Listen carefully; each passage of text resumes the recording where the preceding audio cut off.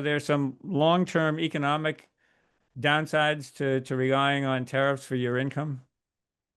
There are absolutely trade-offs involved in using tariffs as a source of revenue, and as you said, there's no free lunch, and supply and demand predict, kind of like what happens in a tariff situation, and it might vary, sort of industry by industry or sector by sector, depending on how much consumers are able to replace or change their behavior, and how much suppliers, businesses are able to either adjust their supply chains and rely more on domestic uh, supply chains versus imported inputs to their materials, and so how that factors out into who sort of bears the burden of the tax. It's not necessarily who is remitting the tax or giving the tax over to the treasury.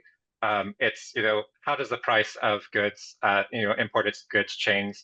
Of course, that's reflected or borne by households and families who are purchasing. It could be lower profits.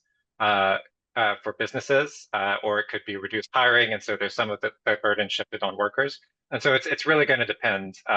As you mentioned in your question, there it seems like prices haven't adjusted as fast as maybe we had thought, but there was a lot of front loading of inventories at the beginning of the year, kind of in anticipation of some of this revenue.